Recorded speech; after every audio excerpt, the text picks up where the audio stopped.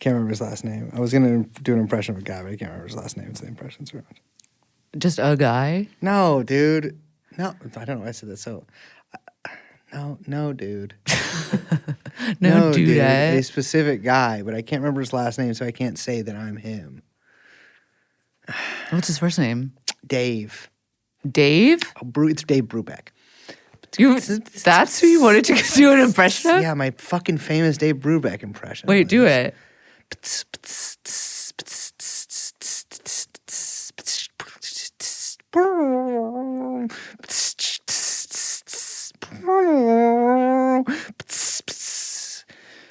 Yeah, it's mostly about the notes between the notes. Like, to me, jazz is about the notes that you don't play. And that's my Dave Brubeck impression. You know, I was expecting it to be really bad, but I actually thought that was pretty good. Just like Dave Brubeck. Jeffrey Epstein.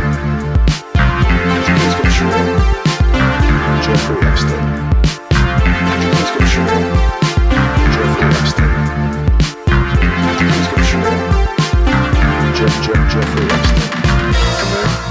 Come in.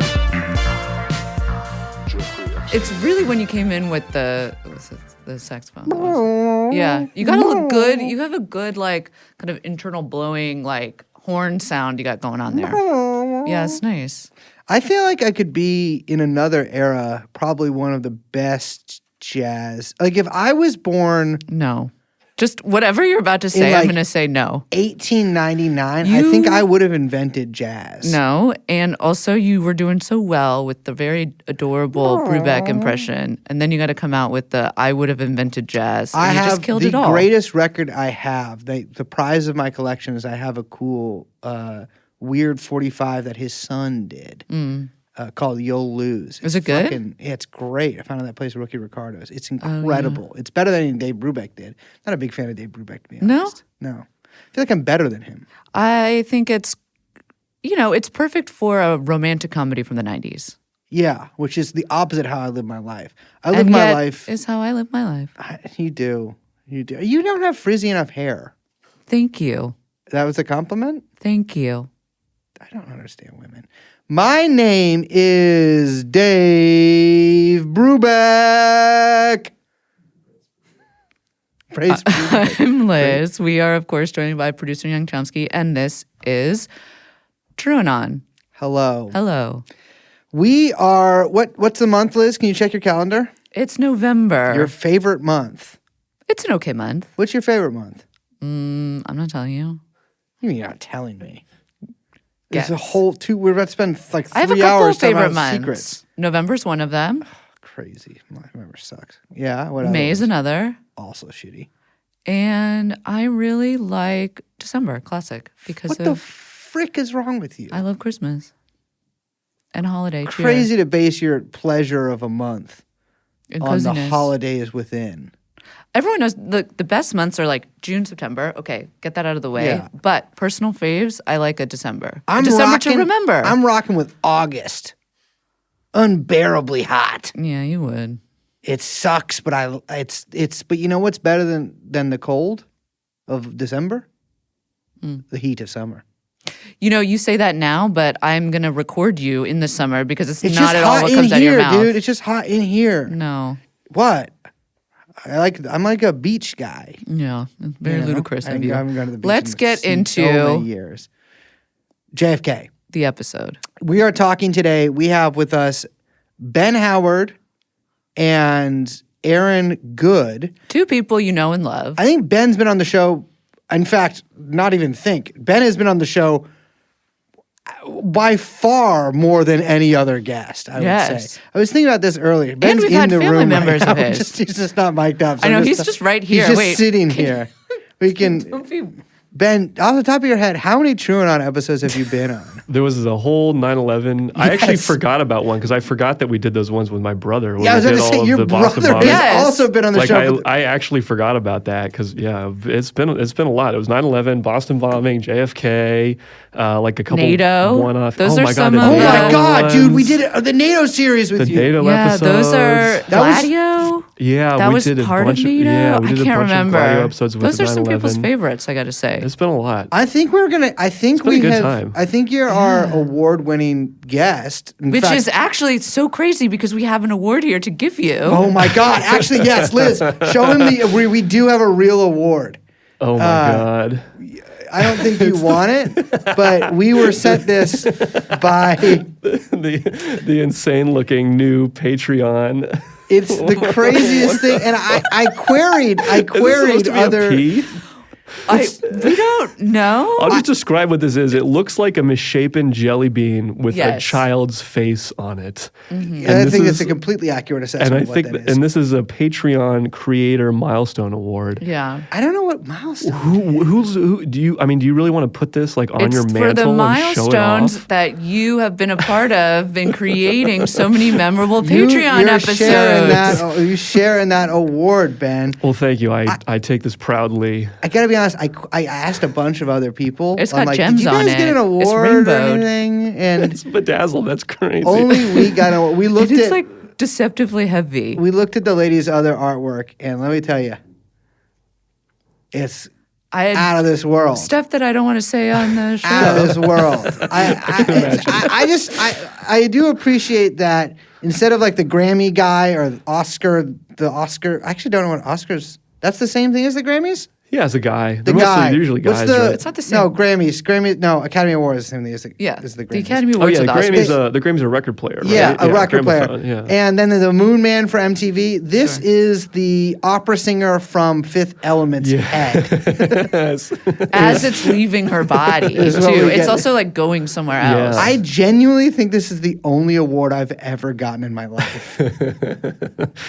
This is incredible. I mean, who gets awards? You know what, though? It's just nice to be nominated. It's nice to not. It's nice to win. That's why I don't understand when people say that. It's like, okay, it's nice to be nominated. Ben but just tried to it's- hand it back to Liz, but she was looking at me. You know, it's like, it's really nice to give it to me. All right, so we have Ben here, and if we have Ben here, you know you're about to hear more than one episode of something. Ben, what are we talking about? We're talking about JFK. We're talking about Lee Harvey Oswald, especially, and all of his various escapades, and an international man of mystery, and what people knew and didn't know about what was going on with that little Mexico City thing. God, he's so good. A natural. Let's get to it.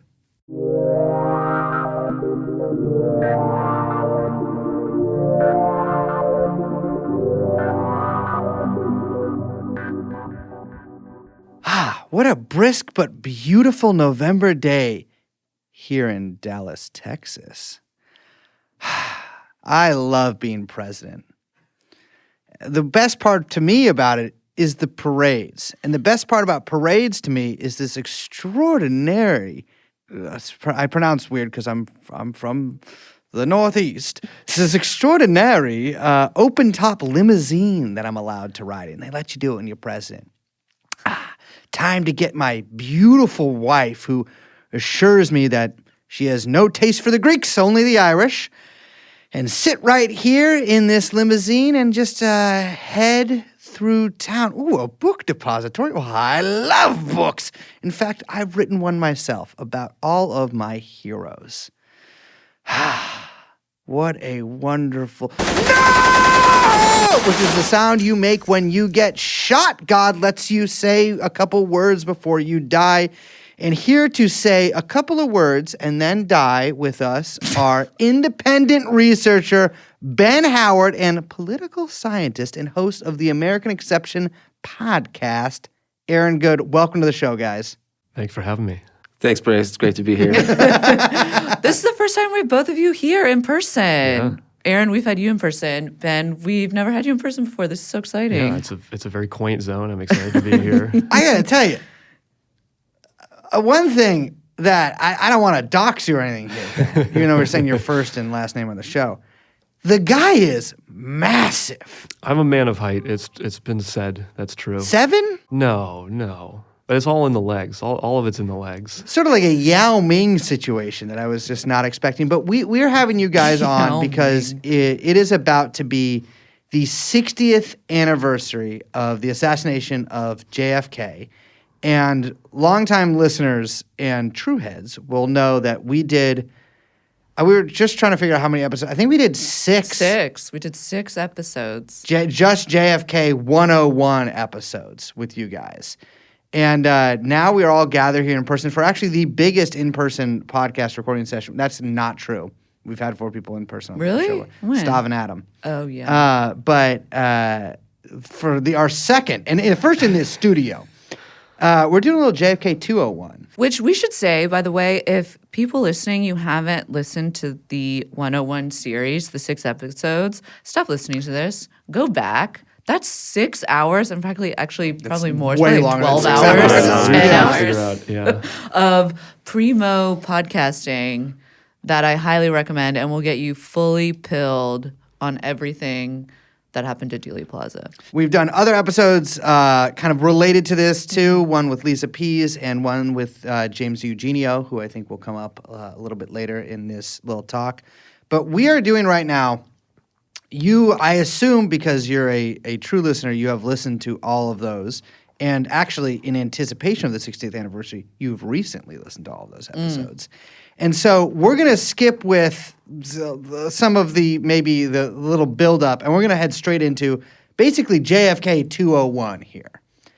And so I know there was a few things both of you guys wanted to bring to the table here. And one of my favorite things is both internal workings of the CIA and also Oswald's colorful life in the years leading up to the assassination. He certainly had a very colorful life, and I think one of the most interesting places to find out about that is to look at what the CIA says they knew about him.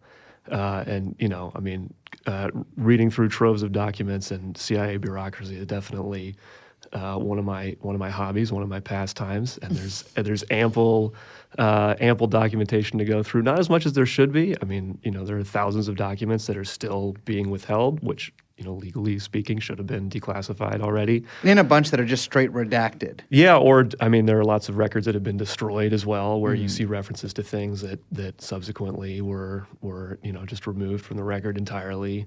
So clearly there is there certainly was more evidence in the documentary record, but even what exists right now and what's been declassified or at least partly declassified, you can start to definitely get a sense that the CIA was less than forthcoming with both the Warren Commission, but also with the House Select Committee. And they knew a lot of things that they didn't say at that time and concealed a lot of things.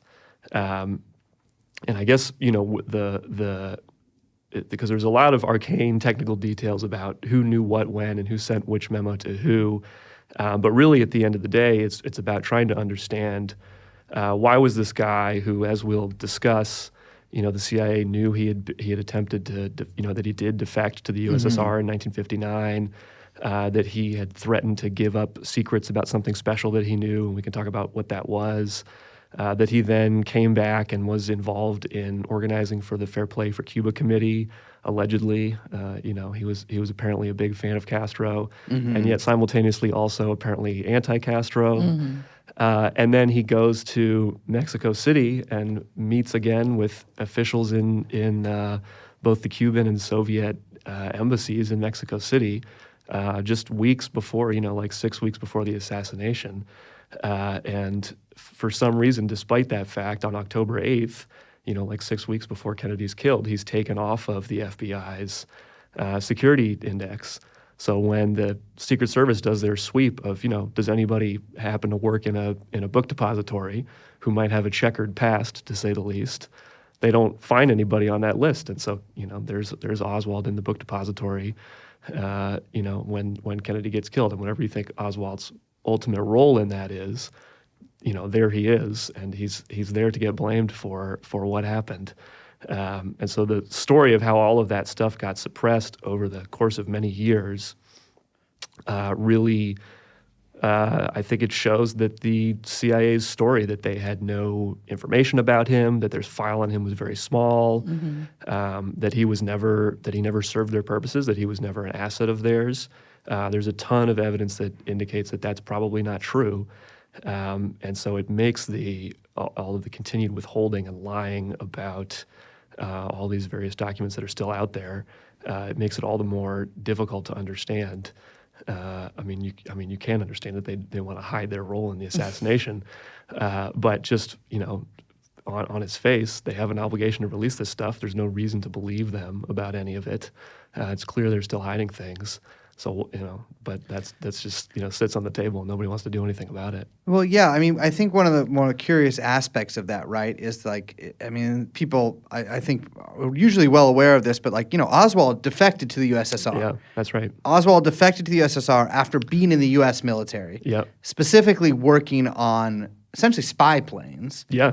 And then announces openly, like, I'm going to the USSR, I'm going to defect, and I'm going to give them, I think he tells the consular officer that he meets with before he tears up his passport or whatever, that he's going to give them as many secrets as that he knows, right? Yeah, about his, so I mean to get into his background around the U-2, so he worked on the U-2 spy plane program, which was a CIA surveillance program. It's a very high-flying surveillance plane that was able to take photos of what was going on in the Soviet Union. This was before spy satellites and all of that. And it was a very useful tool for the U.S. to find out specifically what the Soviet Union was doing with ballistic missiles. This whole thing around the missile gap was a big thing during the Eisenhower administration, this idea that the Soviet Union had these ballistic missiles that would allow them to nuke everybody. But the U-2 was a huge source of information about what was going on with that. And Oswald worked at several different U-2 bases with his Marine radar squadron that he was a part of. He was a radar operator. So he worked at Atsugi Air Base, or it was a naval air station in Japan, but he was also in the Philippines during during the Indonesia crisis in 1958. It seems like they presumably the CIA was using the U-2 to do spy plane stuff in Indonesia. And then during the Taiwan Straits crisis that same year. So Oswald he's a Marine radar operator at all of these bases that are associated with the U-2 program. And it's not a question that they worked with the U-2. His commanding officer testified like we would see the U-2 all the time. It would park next to the hangar at one of the bases they were working at was right next to their barracks. So they knew it. And Oswald was tracking these, and again, his commanding officer, Donovan, talks about how he tracked a U-2 flight over China, which was not acknowledged at the time that was happening. And so he certainly knew details about, for instance, how high the U-2 could fly.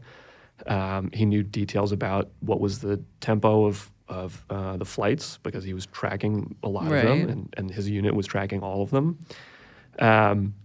So he knew all of these details. So he, in this, this is itself a crazy story, but he gets a hardship discharge from the Marines to go take care of his ailing mother. That is apparently why he, and I think that happened on September 11th, 1959. He then, like a month later, is in Moscow. So he did not apparently have to take care of his mom. The purpose of it was for him to defect. Mm-hmm. And like you said, he goes into the consular office and starts talking to the consular official, who also probably was a CIA asset of some kind. And starts saying that he's going to share his radar secrets and that he also has, information of special interest. And it's also a pretty well understood, important context is that all of those embassies are all bugged by the local intelligence agency. Yeah. That was something we all learned, during the Khashoggi thing, where the Saudi consulate where Khashoggi was killed in Turkey, the Turks had bugged it. And, knew everything that was going on.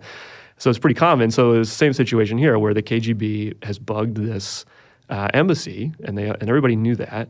And so Oswald's saying this stuff to this consular official, like, why would you announce your intention to do something illegal? Yeah, right. It's like clearly a performance. You're going to share, you're trying to like ostensibly Oswald's going in there to convince this guy, like, to give me the paperwork so I can renounce my American citizenship, that I can go tell the Soviets these secrets that I know. Like, that's obviously not going to encourage the guy to let you do that. I believe there was a reporter there also. Wasn't that Priscilla McMillan there at the Yeah, and did a write-up on it. And she was somebody who became, she later befriended Marina Oswald. And Priscilla she Johnson, was known as a witting CIA asset. So she just happened to be there to document all these wild and crazy things that Oswald was saying. Yeah. And so it's it seems like he, like you said, it was like a performance. Like he wanted it. And it's also possible, the guy who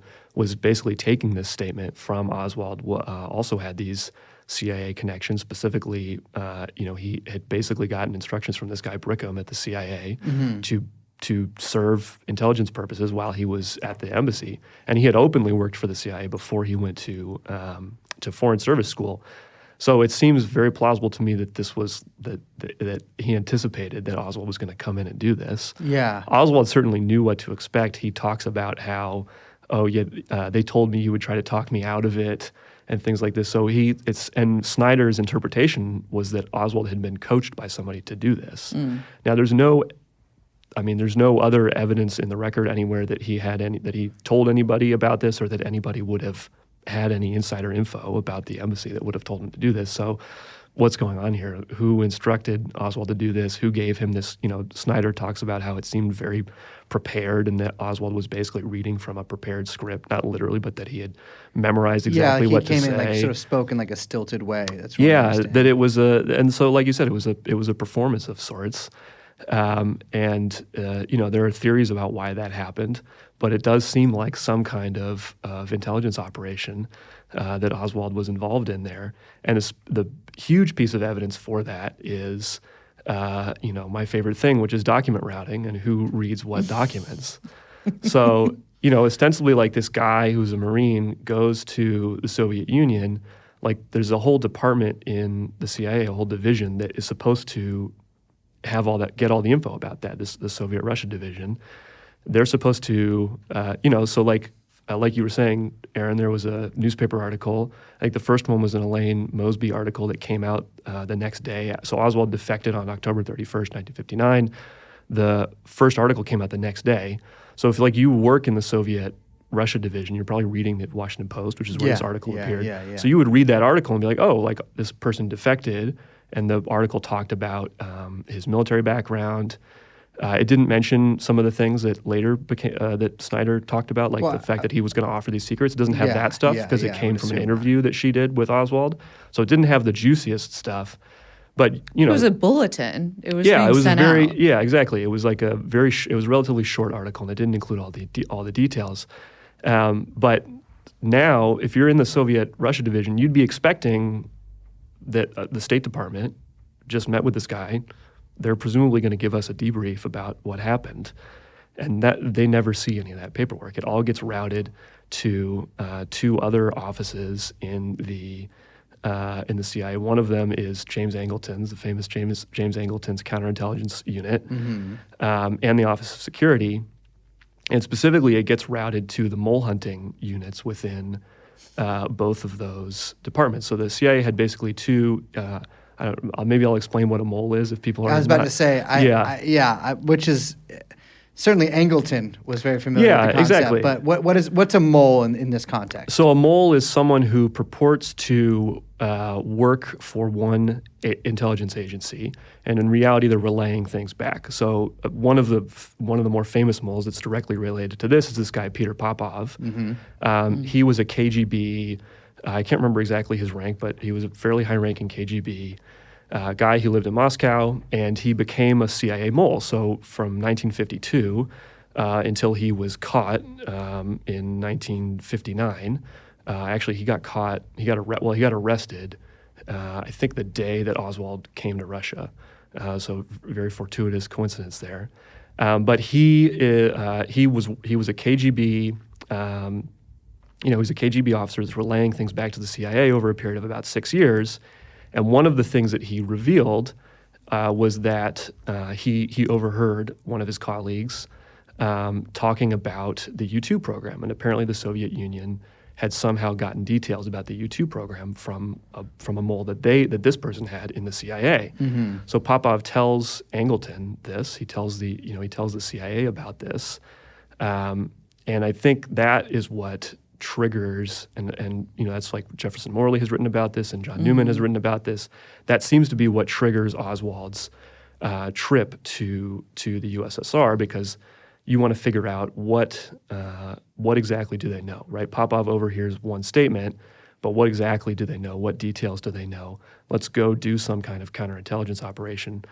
So it would explain the otherwise very strange thing, which is for some reason, this is the first time Oswald ever comes on the CIA's radar, and yet for some reason, almost all of the documents related to him go to the mole hunting units in the CIA. How can you explain that? Why does that make sense? The most reasonable explanation, given the documents that exist, is he was a part of some kind of mole hunting operation in some way.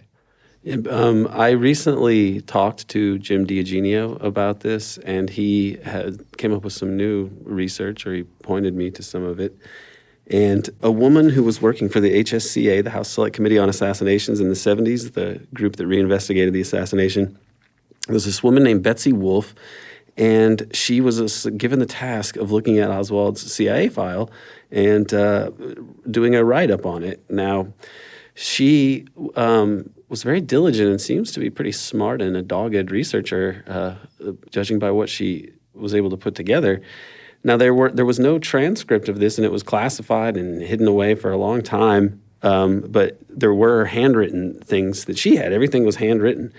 And she was puzzled by the fact that there wasn't a 201 file on Oswald that should have been created, very early on while he's doing all these crazy things. Helms himself, when he learned of the date, so the 201 file is like what the normal file you would expect to see, right? Like when somebody like Oswald defects, you would normally expect to see a 201 So they would file. open up a 201 file? Yeah. That the Soviet Russia division would open up a 201 Or if file. you did way less provocative things than that, you would get a 201 file. Absolutely. But it was not opened until, so he did that on October 31st of 1959. And I think the 201 file was not open until December of the next year, if I recall correctly. Of 1960. Of 1960, yeah. And when Richard Helms was told this, he didn't know this. When he was told this, his reaction was, "This is incredible. Like, is that really true? I actually can't believe that." Which I kind of buy, that he didn't know about any of this. But it just shows, Richard Helms obviously is someone who understands normal procedure with respect to, how these things get done. And he was very surprised by this fact. Yeah, I think that part of the mystery here also is part of the mystery of why more stuff didn't come out during the family jewels, era of Watergate, when Richard Nixon tried to get his own CIA director to dig up as much dirt on the CIA as possible For safekeeping. What really happened was that Schlesinger saw all the connections between the CIA and the burglars and was like, "What the hell is going on here? The CIA."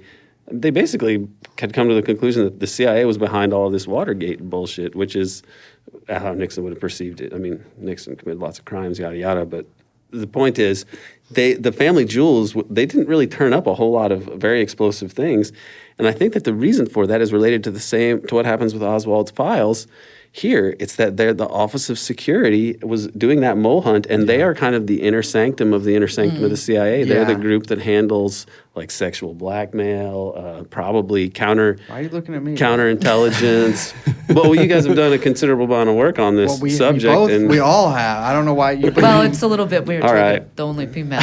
Go on. Well, and because you're blackmail. sexually blackmailing me, Brace, that's why. That's And right, we yeah, know this, correct. and this is But you're our... saying it was like cordoned off, like specifically so far away that like really, I mean, even concentric circles of departments wouldn't be able to access it. Yes, I think that this actually gets into the key of some of the worst secrets of the U.S. is that there is a level of secrecy that is like I'm going to say it, it's like really high. You really do not get access to that.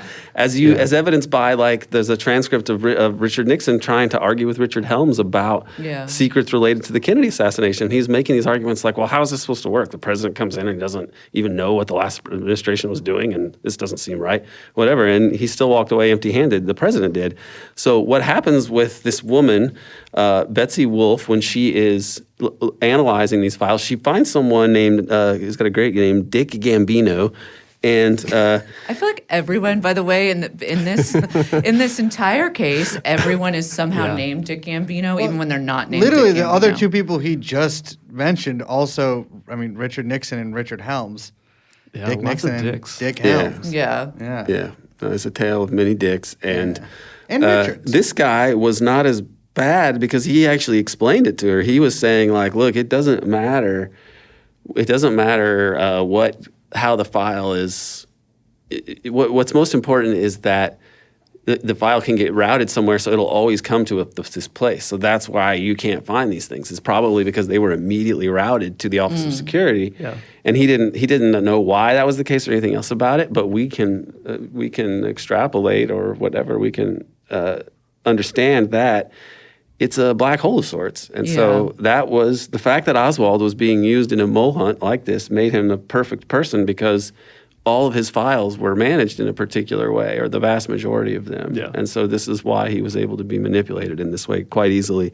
And the fact that they found this woman and her work, and it was hidden away forever and never written up, I mean, it's pretty remarkable that she had so diligently looked at this. And it's, this is the mystery of what happened to Oswald is likely somewhere in the Office of Security. And I would bet that they still have a lot of that stuff today because they do scrub things. I don't think they obviously don't release everything. They probably get rid of some documents, but they also have to keep them in a sense to know what they need to cover up in the future. Yeah. So I don't think that they do everything orally and then, everything's totally off the books. I think they actually have to have some way of making sure they know what crimes they need to keep covering up because they're a pretty big criminal organization and they'll lose track of all the crimes they're constantly committing if they don't. I would. I want to put it into context a little bit more for our listeners too, is that the moles were a hugely important part of Cold War spy games. Yeah. And the USSR was significantly more sophisticated in a lot of that we know of. I mean, obviously we don't have a ton of insight, or at least as much insight as we'd like, on either the CIA or the KGBs or whatever related intelligence agencies during the Cold War as we might like. But the USSR was pretty adept at putting moles, or even just giving the impression that maybe somebody who wasn't a mole, a real defector might be a mole, et cetera, in the CIA, which obviously very famously caused Angleton to go insane, or maybe he's the mole, Yeah. Well, and they were able to put their for instance, Kim Philby was a mole hunter. Yes, exactly. He was basically Angleton's counterpart at MI6, and he was like a KGB guy from his days at Cambridge. Yeah. And he managed to, they were never going to find, it took them an extremely long time to find him because he was extremely well placed. Yeah. And Newman thinks, John Newman, who's written about Popov and, whatever source it was that Popov identified that told the KGB about the U-2 program, that person was never ultimately found. And so whatever mole hunt they were doing to try to find, Newman has theories about who it might have been, but as far as the CIA was concerned at the time, they never found that person, and presumably that person was able to continue to pass, secrets to the KGB throughout the Cold War, or at least until they retired. So yeah, it seems like a pretty devastating thing, especially when you consider that Oswald defected on Halloween of 1959. And then there were 2 U-2 flights after that. The first one after that went off without a hitch, and then the second one after that was Gary Powers getting shot down in May of 1960. Also went off without a hitch. Yeah, exactly. Exactly. Yeah. He blamed Oswald too. He did. Powers did Yeah, at certain Yes. points. He was I like, think "Is that little Oswald I read guy?" an interview with his son though, where his son's like, I don't know if it was like, he's like, I don't know, I really blame Oswald for it. Yeah, there's definitely a lot of weirdness around the Gary Powers shoot down. But I think that it's at least plausible to connect the two, or that someone would want it to appear that the two were connected. I think that's very plausible. And like you said, yeah, Powers, because specifically the issue was, the height at which the U-2 flies, which was like one of the most important parts of how it avoided getting shot down, and then also one of the most closely held things about it. And it's also very possible that information came from the mole that Popov was talking about, because that is supposedly what the CIA mole told the KGB about the U-2 was all the technical details about it.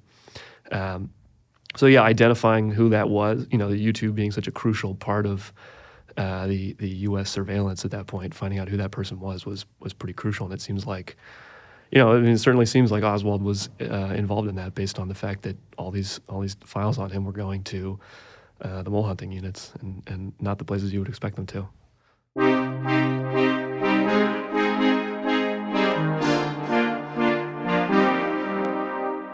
That gets into what Oswald was basically doing when he comes back, because it seems that while he's there performing in the embassy saying, I am a defector and I'm going to give you state secrets. My name is Lee Harvey Oswald, and here's how you spell it. I mean, when he comes back, he is similarly acting he's drawing a lot of attention to himself as a communist without doing much effective communist organizing. Well, all right. From my experience with many communists, that's not so unusual.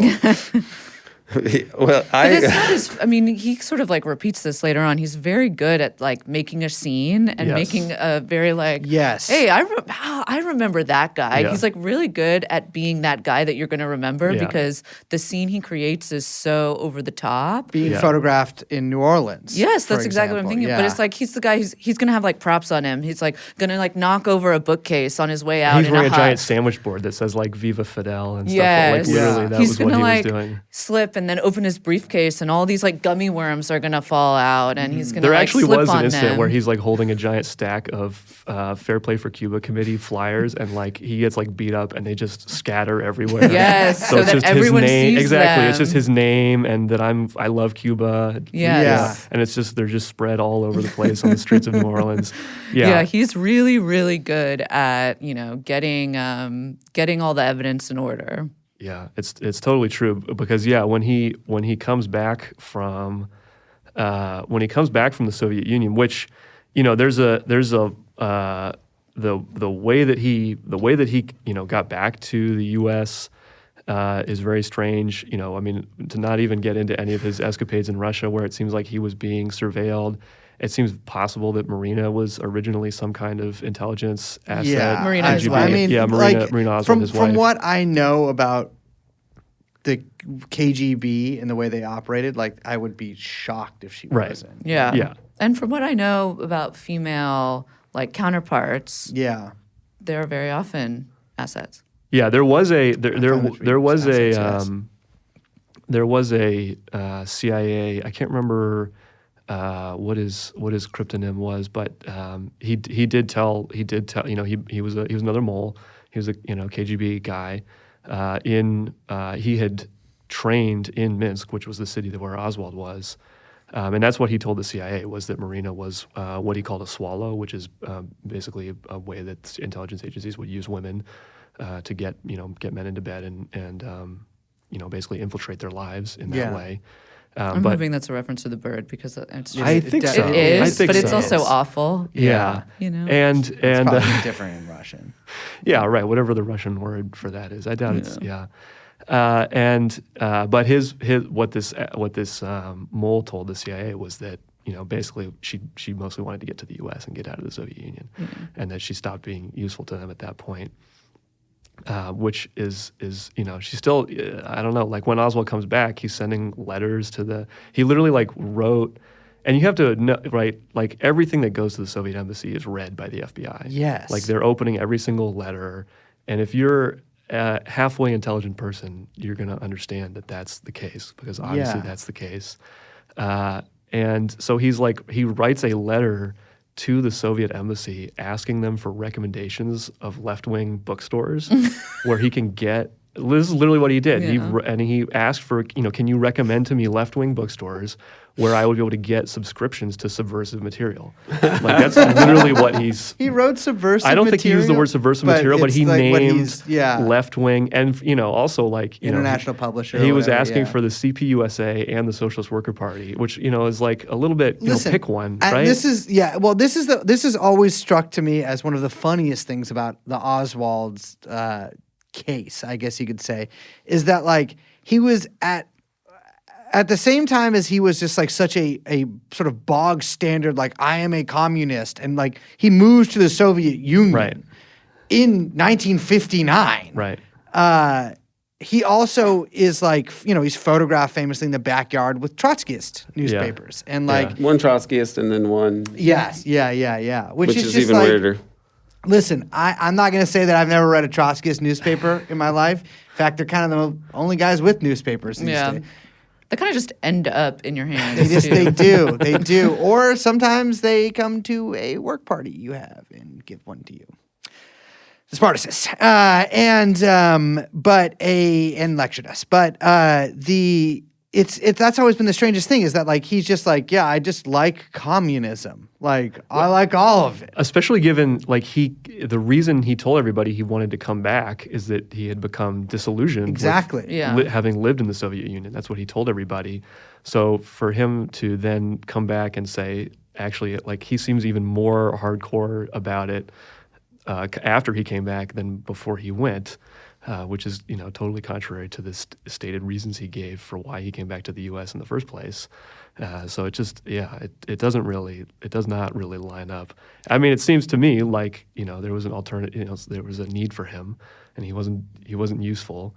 Because basically what ultimately happens as far as his role in that U2 mole hunt is, I assume everybody in the Soviet Russia division was like, okay, we're not getting any documents about Oswald, so clearly something's going on here. Yeah. Like so he's being used by on another level. We're just not going to touch this guy. He's clearly radioactive. Because the intention would be somebody, the KGB mole at the CIA, starts asking about Oswald. Yes. And when somebody starts asking about Oswald, you start to get a sense that, okay, this is at least a candidate for the mole, but that never happened. And this is, I mean, Ben, what you're describing like is a like textbook case of how things went down at the CIA. It's like they would sort of like put out these people as bait and like see who gets picked up and asked about. Yeah, and both sides use false defectors all the time to spread false information. I mean, there's a famous false defector in this case, Yuri Noshenko, who came to the U.S. and was alleged to be a KGB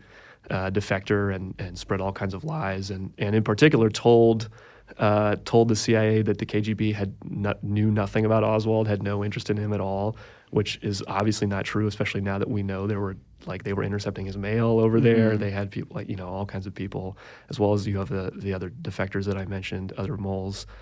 Who talked about Marina's role in surveilling him. So it's that technique of false defectors, this kind of flypaper thing that Oswald did to try to smoke out whoever the mole was in the CIA. But when it didn't work out, and he's just hanging out in Russia, collecting like a huge paycheck. By the way, like he had a beautiful apartment overlooking the river in Minsk. He was getting a bit, in addition to his factory job, he was like getting that much income again from the Soviet state effectively.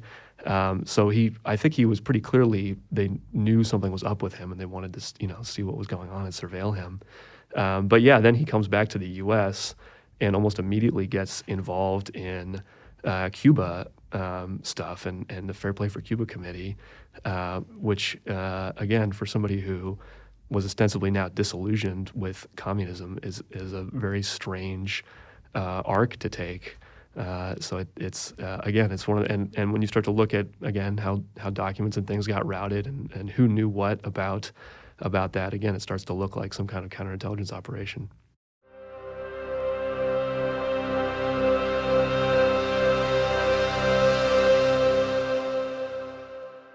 Yeah, the Fair Play for Cuba Committee angle is a huge part of some of these other assassination stories and the figures around Oswald. I mean, that seems to be the way to tie him to make him look like he's a communist connected to Fidel. And it raises questions as to what was really supposed to happen with the assassination, because him getting killed the way that he was in jail, that doesn't seem like that was really the plan, to have a local concerned pimp come in and shoot him. That wouldn't be how you would draw it up. And then other people around him and other people that were involved in plots with JFK. I mean, there was one that was supposed to happen in Tampa with this guy, Gilberto Lopez, and he had been involved in the Fair Play for Cuba Committee just like Oswald. And this was a plot that I think that president maybe changes his route, or so there's for whatever reason it doesn't get it doesn't come to pass that he's shot at it in Tampa or anything. But what is interesting about this Gilberto Lopez guy is not just that he was involved with the Fair Play for Cuba Committee, but that after he ends up being in Dallas-Fort Worth on the weekend of the 22nd, and also afterwards he goes to Mexico City and from there flies to Cuba, just as Oswald was sort of trying to do supposedly, or somebody impersonating Oswald was doing in Mexico City. So this is really fascinating. And the Fair Play for Cuba Committee was it was one of those operations that was illegal for the CIA to be doing, but they were still working on trying to undermine it domestically, which they're not supposed to do. And one of the people working on that was James McCord, the notorious Watergate burglar, the guy who in 1953 was tasked with covering up the Frank Olson murder, like a really big operator in terms of in the Office of Security, which is, again, the inner sanctum of the CIA, where all the worst secrets are kept. So that aspect of it is, I mean, it just seems clearly to be that in New Orleans, especially, that Oswald was there as an intelligence operative to discredit the Fair Play for Cuba Committee on some kind of COINTELPRO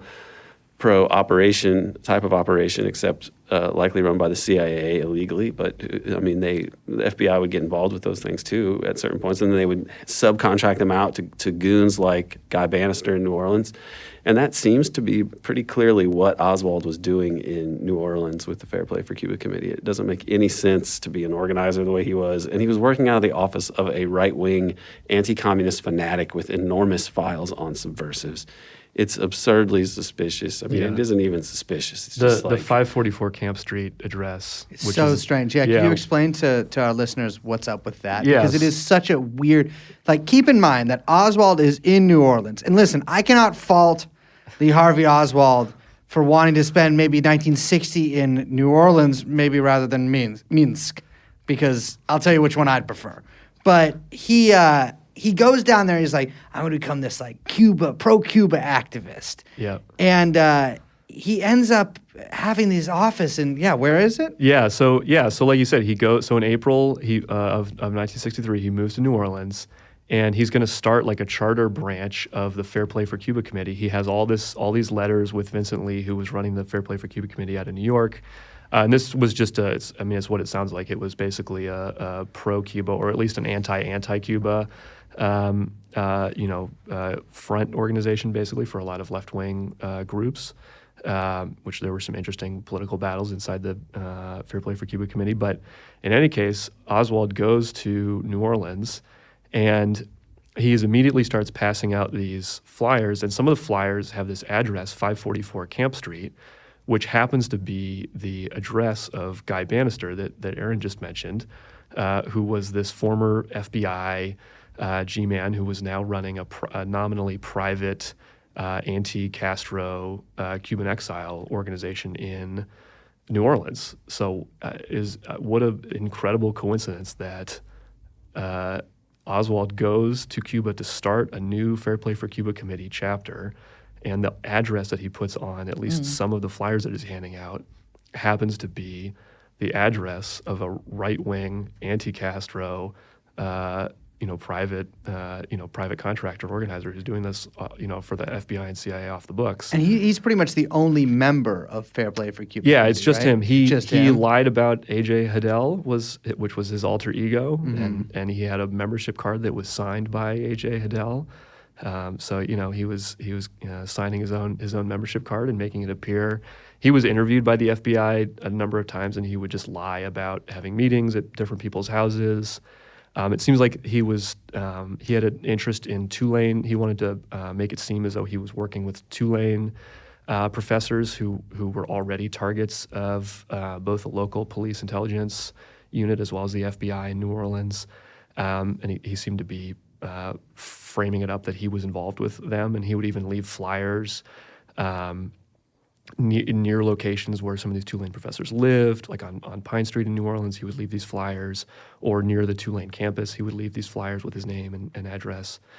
So he seemed to be framing it up that he had these relations with with these Tulane professors, which again, like Aaron was saying, would make sense if his job was to be this crazy guy who discredits the Fair Play for Cuba committee. He also does some other bizarre. So first off, like even if Oswald somehow, how did he even know the 544 Camp Street address is just weird. But then also, how does he know who Carlos Bernier is? So Carlos Bernier, or Bernier, I'm sorry, my Cajun name pronunciation is not up to snuff. It's okay. It's been a time since we've been in the swamp together. Yeah, that's exactly right. And Bernier led this group called the DRE, or the Revolutionary Student Directorate, which was this anti-Castro Cuban exile organization that was run by the CIA. And Castro walks into a store that Bernier owns and finds Bernier and tells him that he wants to start an anti-Castro militant militia. He talks about, I used to be a Marine, and I'm gonna help you let's form up an anti-Castro militia. And Bernier apparently was like, this guy's either a Fed or a communist. This is obviously. But what if he's both? Exactly. I don't think Bernier considered that possibility. So that happens on October 6th of 1963. Again, just 6 weeks or so, before the assassination. 3 days later, Bernier and a couple of his friends find Oswald on Canal Street handing out Fair Play for Cuba committee flyers and standing there with a sandwich board that says Viva Fidel, hands off Cuba. So they get into a fight with him, and this is like you talk about like Liz, starting a scene, creating a commotion. Yeah. Oswald seems to want to get punched, he seems to want to get into a fight with these guys, certainly as soon as he sees them. And obviously they're like, you just came to us 3 days ago. Right. And said you wanted to start an anti-Castro organization, and yet here you are flyering for Fidel. So Oswald gets arrested as a part of that. Which it also seems like he's trying to do. Yeah, exactly. And it generates these documents in the FBI interviews him and asks him about this stuff. And, the CIA, it has a very tight hold on those documents. They don't get where you would expect them to go. And then the biggest thing that happens with Bernier is that Oswald does this. He did several radio debates. He was very into going on college radio and local radio. He was a streamer. Yeah, he was a content creator, and he was trying to find his audience. So he would go and do these debates on the radio, again, trying to get his name out there as being associated with the FPCC. Mm-hmm. And in one of these. This one happened. I'm sorry. The incident where he goes to the store, that's August 5th. I said that was in October. That was August 5th. And then the Canal Street thing where he gets into this fight with Bernier, that's on August 9th. Yeah. So he gets bailed out. He gets out of jail, and then on August 21st, he does this radio debate with a couple of guys, and Bernier and some other people are there as well. And somehow these people all know about his defection to the USSR. And they bring this up during this debate. The classic. It's an ad hominem, sir. Yeah, I mean, that's basically what Oswald... That's when you do your research online about your opponent. Yeah. But that's the thing is, at this time, there were newspaper articles about it, but to find that stuff, are really these guys going and finding the microfiche? Are they going to their local library and going to the newspaper archives and pouring over stuff? They're obviously not doing that. Somebody told them about this. Yes. And obviously the most likely explanation for who told them this would be Bernier and the DRE being a CIA asset. Well, even more than that, the radio show where they were on was run by this guy, Ed Butler, who was head of the Information Council in the Americas, which was INCA, right? And that was a CIA. I mean, they were funded by the CIA. So it could have come from DRE and Bernier's posse, or it could have come from Ed Butler and the INCA people. But it was definitely not something you would have known unless he was some sort of savant who has a perfect memory of newspaper clippings and reads the Washington Post apparently or whatever religiously. Yeah. I have a question because how much was the CIA and the FBI tracking Oswald up to and prior to New Orleans? Yeah, that's a great question. So because he's so he starts his Fair Play for Cuba Committee stuff in Dallas. Yeah. And then that's when he gets in touch with Vincent Lee, who was leading the FPCC, and says, I want to start this branch. They told him not to, by the way. Yeah, which they They're told him not New to Orleans do. is a bunch of right-wing crazies. Don't Yeah, do that. exactly. And he's like, I want to do it. They were like, don't. They were literally like, don't get in office because you're going to get targeted. He'll get basically. firebombed. Yeah, Well, exactly. but Get hey, firebombed. think about it this way. Maybe he was like, he took that advice and then he put his enemy's office as the address in the hopes they would get firebombed. Yeah. Who yeah. moles the mole? You know what Who I'm saying? moles the mole? Yeah. So there are. I mean, I can just mention. So this time in New Orleans is another period where there were a lot of documents being produced about Oswald, but none of it was making it into his main file, like his main 201 file. So, basically, if you were just somebody in the Soviet Russia division, or really anybody in the CIA, and you went to go look up Oswald, you wouldn't find any of these reports. So, for instance, there was a memo that was written by this FBI Special Agent Hosty in Dallas, and he also knew about some of the basic details of New Orleans. That memo never makes it into Oswald's 201 file. None of the information that, because even if Brunier was not the source of Oswald's defection information coming to that radio interview, he certainly heard that. Whoever else knew about it, he was there and heard about it. And all again, Brunier was being handled by, and the whole organization was being handled by this CIA officer, George Joanides, who is famous for some other exploits as well, specifically relating to the cover-up of all of this. But conveniently, there's the 17-month period where Joanides, which included this period, where Joanides was handling the DRE. There's just a giant blank spot, and all of the monthly reports about here's what the DRE has been doing lately are just gone. They're just not in the archive anywhere. And so why was this information about Brunier not making it to the rest of the CIA? It was clearly being very closely held by the Cuban Affairs, the SAS department of the CIA, which is corroborated by the fact that one of Angleton's people, Jane Roman, she signs, this memo goes out on October 10th that is going to inform the Mexico City, we'll get to Oswald in Mexico City and all of that in a second, but one of the things that happened was the CIA headquarters was going to give Mexico City a memo with everything they knew. Because remember, this is at a time when the Oswald file was a physical file located in headquarters. Right. So for Mexico City to find out about it, they'd have to get a memo about what's going on. So this woman, Jane Roman, a bunch of people, in fact, the assistant director for plans is one of the authors on it. So it's a pretty senior level memo that's getting written about Oswald, which again, this was before the assassination. Why is there such high level attention on Oswald, during the weeks leading up to the assassination? But she signs off on this memo saying the last information that the CIA has about Oswald was May 1962, which was while he was still in the Soviet Union. And she personally had read FBI documents about Oswald's activities in Dallas and New Orleans. And so they just lied to the Mexico City office and said, last thing we have is 1962. We don't know anything about Fair Play for Cuba. We don't know about any of his altercations with Brunier. And she said about that, when she was interviewed by John Newman and Jefferson Morley in the 90s,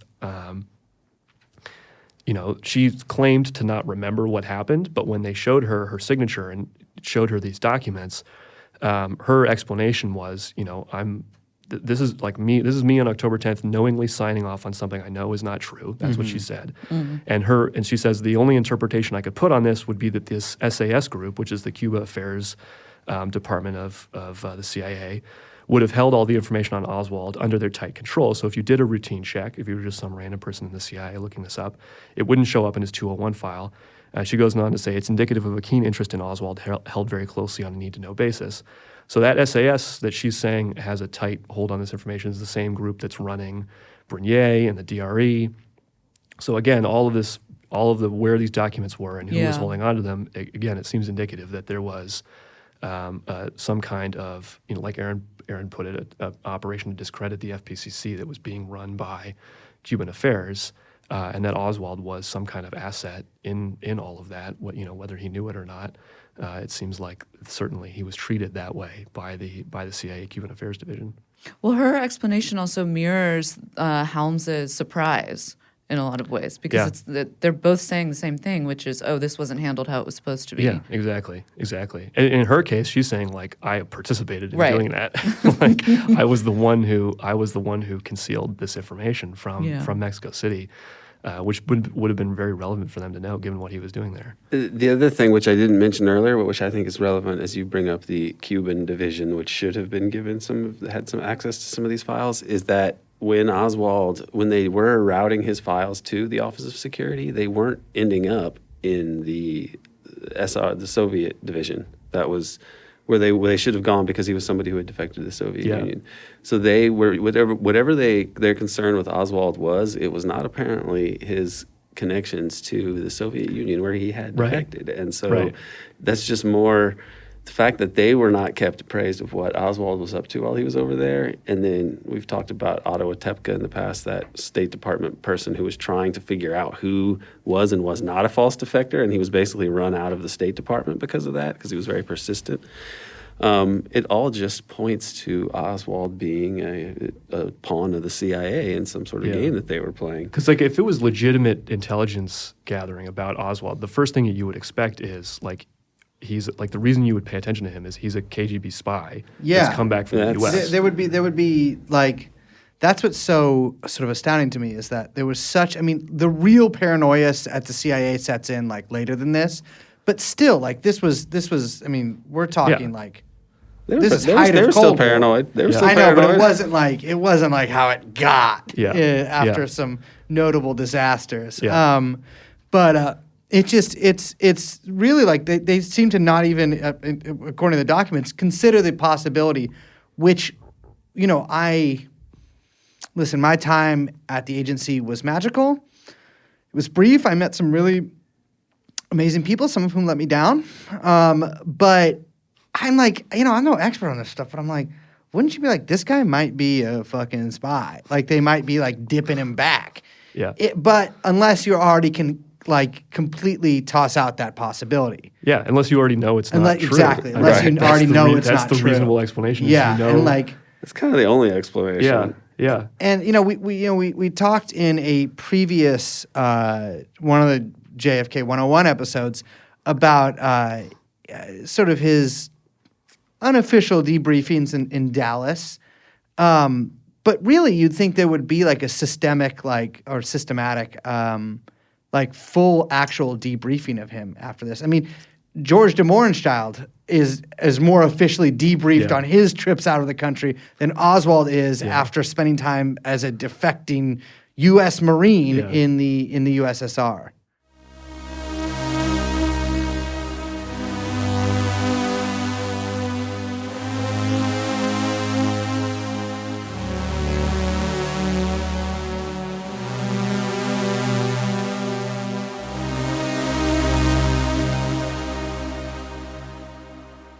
All right, ladies and gentlemen, if you're like, wait, I need to hear more about Lee Harvey Oswald, do we have something in store for you, which is our next episode after this one? Yeah, there's a part 2 coming. More information, more stuff to talk about. With that being said, we are joined, of course, by Ben Howard. myself. I'm Liz. I'm Aaron Good. That was Aaron Good. And also, weirdly enough, producer Young Chomsky. Mm-hmm. Because There's this has similar been timbre there. TrueAnon. We'll see you next time. Bye-bye. Jeffrey Epstein. Jeffrey Epstein.